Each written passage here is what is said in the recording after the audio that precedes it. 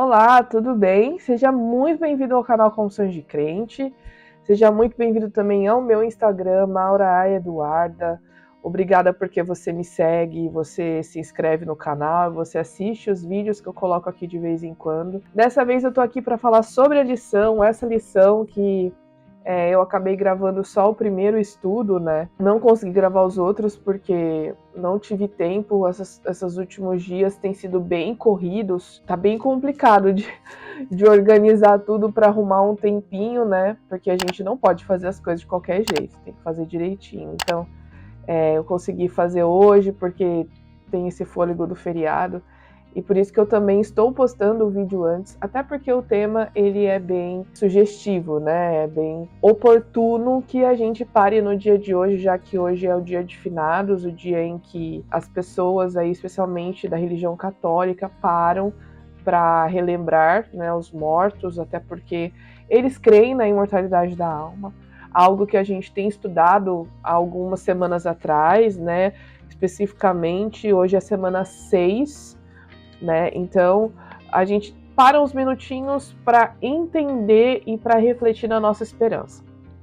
Antes disso, não deixe de se inscrever no canal Confissões de Crente. Se você está aqui no Instagram, vai no link da bio, lá tem o link do canal, ou você coloca no YouTube Confissões de Crente, e aí você consegue achar o canal e se inscrever, tá bom? E se você está no YouTube, vai lá me seguir no Instagram, no Maura A. Eduarda, que aí fica mais fácil da gente ficar nas duas plataformas, né? A gente vai combinando as duas plataformas. Eu gostei muito do tema da lição dessa semana, que é Milagre em Betânia. O texto da história está lá em João 11, eu recomendo que você leia esse capítulo, de repente dá um pause no vídeo, leia o capítulo e acompanhe comigo, porque eu tô com a Bíblia aberta aqui, a gente vai analisar alguns textos, alguns versos, para a gente entender qual foi a mensagem da lição dessa semana. A gente tem a seguinte situação nesse momento, a gente poderia fazer uma fotografia desse momento. Nós temos Jesus, já tinha ressuscitado 2 pessoas, essas 2 pessoas haviam acabado de morrer, inclusive a filha de Jairo, né? Essas 2 pessoas quem eram? A filha de Jairo e o filho da viúva de Naim. A filha de Jairo ficou doente e morreu muito rápido. Então, até certo ponto é compreensível que as pessoas achassem que aquilo fosse mentira, porque as coisas aconteceram muito rápido. Então, será que a menina morreu e ele ressuscitou? Ou será que de repente a menina estava muito doente, parecia, né, que estava morta e de repente teve uma melhora? Ok.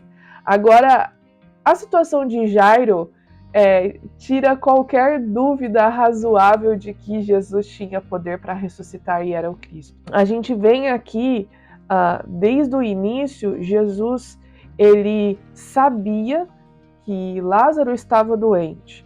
Ele foi avisado, né, que Lázaro estava doente. Mas aí ele estava numa outra cidade, num outro lugar, e aí ele fala, não, espera aí, a gente vai daqui 2 dias, né? E depois Jesus decide então ir até Betânia. E aí ele diz o seguinte, olha, nosso amigo Lázaro adormeceu, mas agora vou despertá-lo. Aí os discípulos ficaram, peraí, o que está acontecendo? Se ele está doente, então, né, é porque ele vai melhorar logo. E aí ele continua aqui no verso 13, contextualizando de que os discípulos pensavam que Jesus estava falando só do sono, mas Jesus estava se referindo que Lázaro já estava morto. Ou seja, aqui fica bem claro que para Jesus a morte é um sono. Quando você está dormindo, você fica inconsciente da realidade. Então, se a gente for transportar isso para a morte, e a morte, Jesus está dizendo que a morte é um sono, é que a pessoa quando está morta, a pessoa está dormindo, portanto fica inconsciente das coisas que estão acontecendo aqui na realidade. Jesus ele teve que ser explícito, falou assim, Lázaro está morto. E diz o seguinte, por causa de vocês eu me alegro por não ter estado lá, pois agora vocês vão crer de fato. Aí Jesus falou assim, que ótimo que essa oportunidade aconteceu, porque agora vocês vão realmente ter uma prova cabal e vão acreditar, né? Aí Tomé incentiva, vamos lá, e aí continuando. Quando Jesus chega, Marta vai recepcionar Jesus, né? E aí Marta fica feliz quando Jesus estava chegando e diz a Jesus: se o Senhor estivesse aqui, meu irmão não teria morrido. Mas eu sei que mesmo agora Deus vai dar o que você pediu. E aí Jesus disse: seu irmão vai ressuscitar. Só que Marta pensou que Jesus estava dizendo daquela última ressurreição, da ressurreição final, quando Jesus, né, quando o Messias voltaria.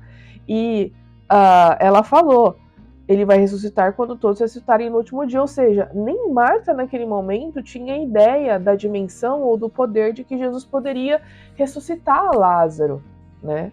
Aí, continuando aqui, Jesus diz: eu sou a ressurreição e a vida. Quem crê em mim viverá mesmo depois de morrer. Quem vive e crê em mim jamais morrerá. Você crê nisso, Marta?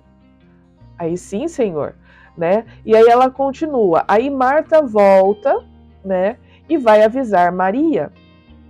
E aí, quando Maria vem, outras pessoas que estavam perto de Maria, porque eles ainda estavam em luto, apesar de ter passado 4 dias que Lázaro já tinha morrido, vão junto com Maria. Então Maria leva uma mini multidão, porque as pessoas estavam pensando que Maria estava indo lá para chorar, né, com a morte de Lázaro. Só que aí Maria vê Jesus. E aí Jesus pergunta: Maria, onde vocês o colocaram? Aí eles responderam: Senhor, vem e veja. E aí Jesus chorou. Muita gente pensa que Jesus, nesse momento, chorou porque ele estava triste porque Lázaro havia morrido.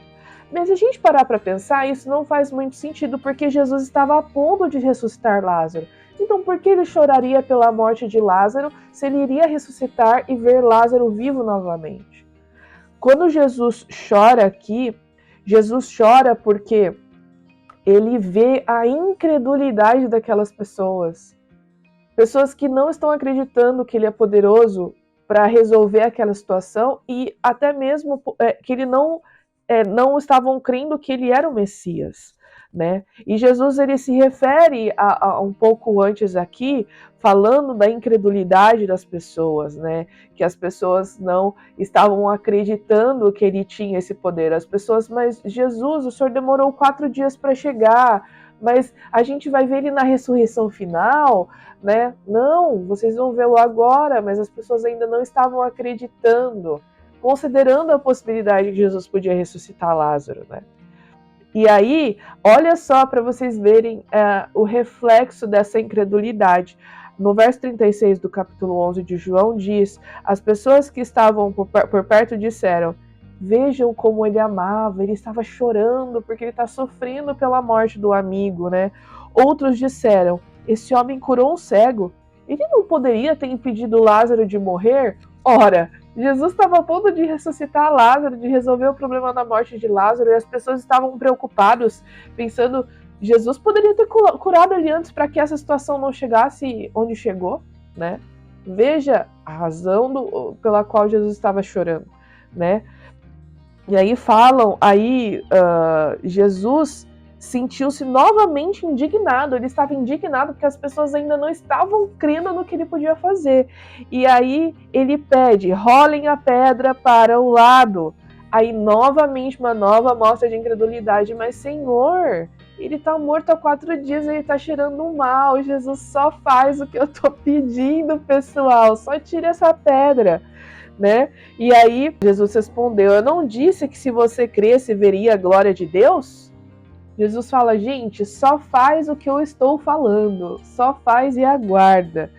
Aí Jesus então agradece a Deus, porque Deus já ouviu a oração que Jesus está prestes a fazer, né? Diz assim: tu sempre me ouves, mas eu disse que por causa de todas as pessoas que estão aqui, para que elas creiam, tu me enviaste. Então Jesus sabia que as pessoas tinham a necessidade de ver, de testemunhar, e por isso ele agradece ao seu Pai, a Deus, porque Deus o havia enviado ali, né? Então Jesus gritou: Lázaro, vem para fora.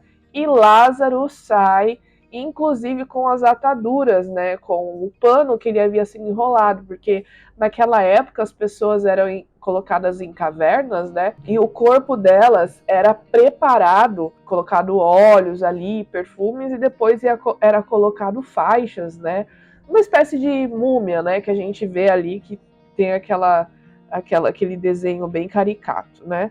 E aí o que acontece? Aí é que vem a pior parte. Por quê, gente?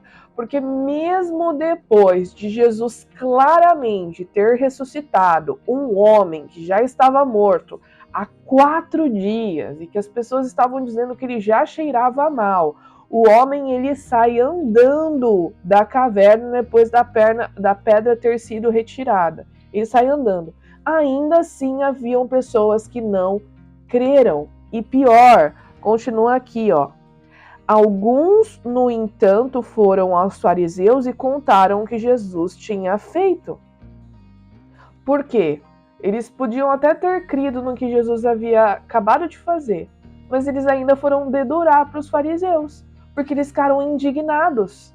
Nesse momento, eles não estavam preocupados em será que esse é o Messias mesmo ou não? Eles estavam preocupados porque o poder deles estava sendo ameaçado, já que um Messias com essas maravilhas sendo realizadas, esses milagres sendo feitos, estava ameaçando o poder deles.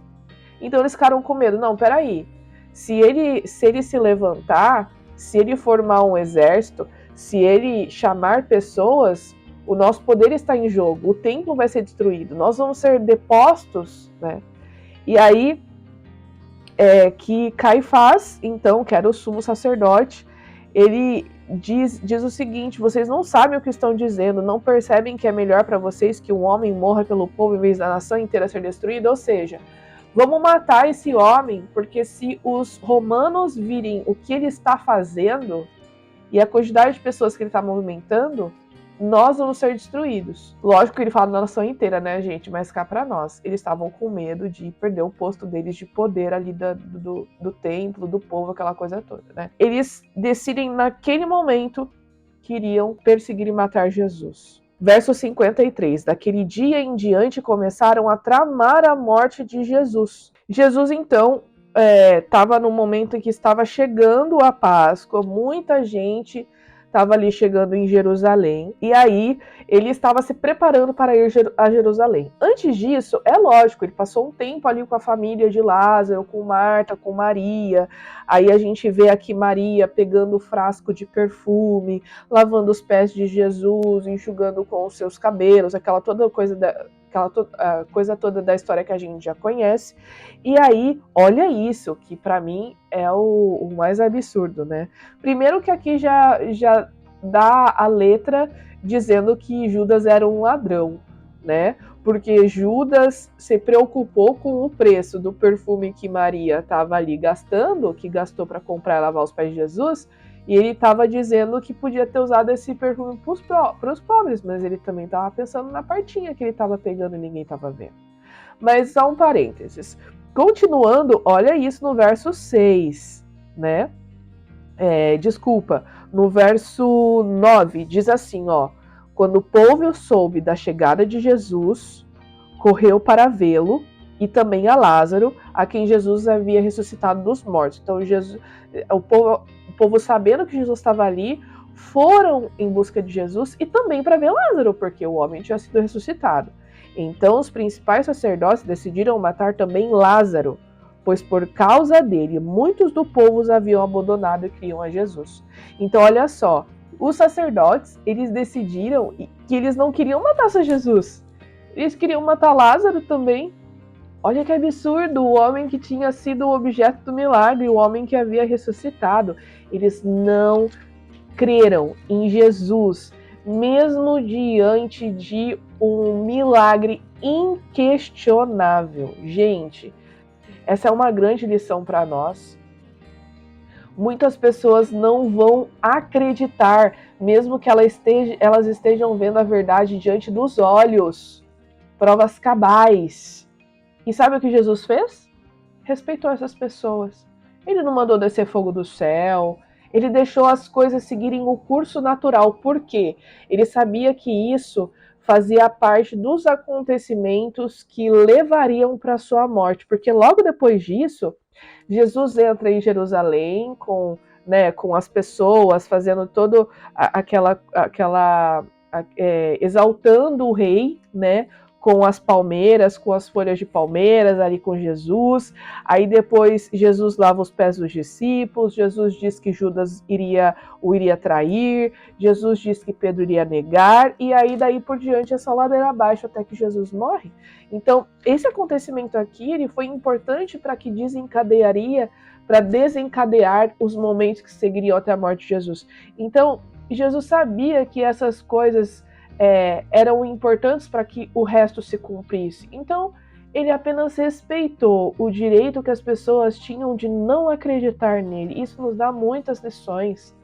A gente precisa aprender a conviver com as pessoas que pensam diferente de nós. Nós devemos fazer a nossa parte, sim, testemunhando para essas pessoas, dando razão para a nossa fé. A gente deve pedir para que Deus nos use para influenciar a vida dessas pessoas. Mas chega um momento que o nosso trabalho se acaba. Por quê? Porque a pessoa decidiu não acreditar, assim como os fariseus que estavam aqui. Né? E é interessante também que a lição cita que existe um paralelo da história de Lázaro com a parábola do rico e do Lázaro, né? Que era uma parábola, tá bom? É uma história, é a primeira vez que Jesus usa uma parábola, que era uma história fictícia, com o nome próprio, com Lázaro, né? Dizendo nessa história que existiria um rico e o Lázaro, que era um mendigo, e que o rico, ele estava ali no inferno e ele queria voltar para avisar os irmãos, para que os irmãos também não tivessem o mesmo destino dele. E aí Jesus fala aqui, é interessante, que é logo aqui no capítulo 12 de João, a parábola está no 9, em Lucas, né?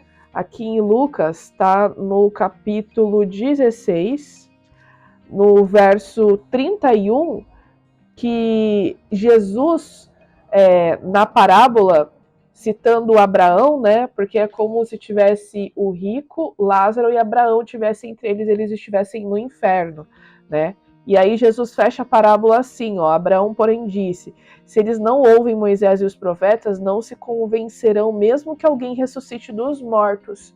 Então Jesus estava dizendo para o rico, olha, você pode querer voltar para tentar persuadir os seus irmãos para que mudem de vida, para que eles não tenham o mesmo fim que você. Mas algumas pessoas simplesmente não decidem aceitar, decidem negar, né? Lembrando novamente que essa é uma parábola, tá bom?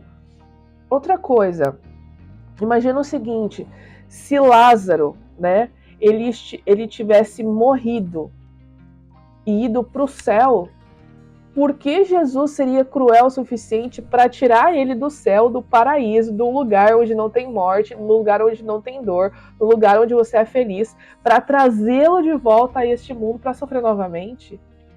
Não tem sentido.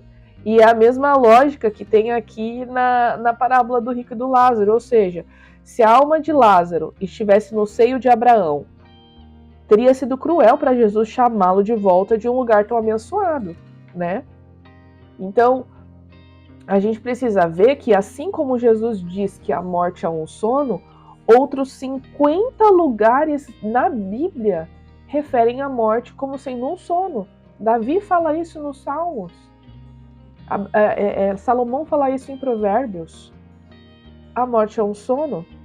Então, a gente entende por vários motivos que naquele momento Jesus estava se referindo à morte como um sono, como um descanso, e que a pessoa não tem qualquer noção ou consciência do que está acontecendo, né? E eu acho que esse que é o principal mensagem dessa lição. Aqui tem umas citações de Ellen White aqui, falando a respeito dessa história, né?